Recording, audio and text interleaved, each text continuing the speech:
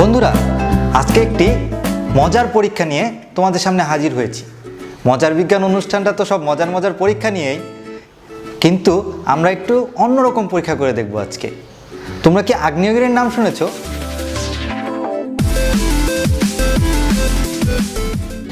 আগ্নেয়গিরিতে গরম গরম লাভা বের হয়।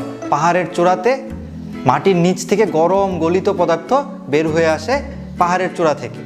তো আমরা আজকে কৃত্রিমভাবে আগ্নেয়গিরি তৈরি করা দেখব। আমরা তো আর এত গরম বস্তু নিয়ে কাজ করতে পারবো না, কিন্তু আমরা আমাদের ঘরে যে সকল জিনিসপত্র পাওয়া যায় তা দিয়েই একটি কৃত্রিম আগ্নেয়গিরি তৈরি করে ফেলতে পারবো। তো এই জন্য আমাদের প্রয়োজন হবে বেকিং সোডা বা বাইকার্বনেট, সেই সাথে একটু গরম পানি, একটু ভিনেগার এবং একটু ফুড কালার। আর এই যে আমরা বোতলের গায়ে পেপার পেঁচিয়ে বা পত্রিকার কাগজ পেঁচিয়ে একটি আগ্নেয়গিরির মতো আকৃতি তৈরি করে নিয়েছি। চলো বন্ধুরা, আমরা বাকি কাজগুলো শুরু করি। পরীক্ষাটি করার জন্য আমরা প্রথমে এই যে বেকিং সোডা সেটি আমাদের এই বিকারে ঢালবো। সাবধানে, বাইরে যেন না পড়ে যায়, একটু বেশি করেই ঢালি। এরপরে আমরা তাতে একটু কালার অ্যাড করব। তোমাদের কাছে নিশ্চয়ই জল রং আছে, সেই জল রং তোমরা ব্যবহার করতে পারো। এর মাঝে আমরা একটু গরম পানি দেব।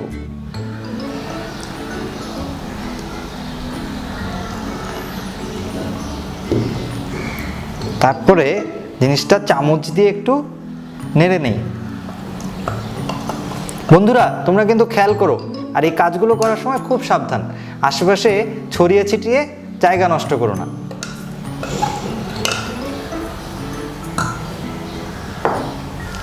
এবার আমরা এই যে আমাদের মিশ্রণটি তৈরি হয়েছে তা আমাদের এই আগ্নেয়গিরির মাঝে ঢেলে দিব।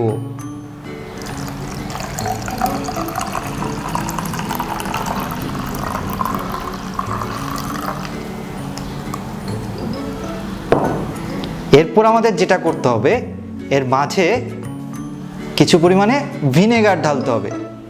তো দেখি ভিনেগার ঢালার পরে এখানে কি ঘটে। আমি এখনো জানি না আসলে এখানে কি ঘটতে যাচ্ছে।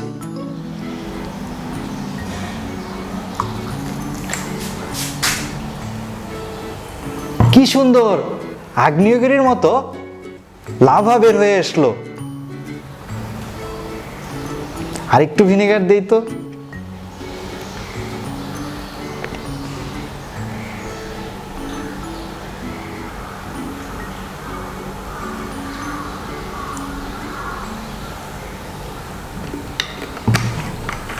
তোমরা খেয়াল করেছো বন্ধুরা, এই পুরো জিনিসটাতে আগ্নেয়গিরির মতো লাভা বের হয়ে এসেছে।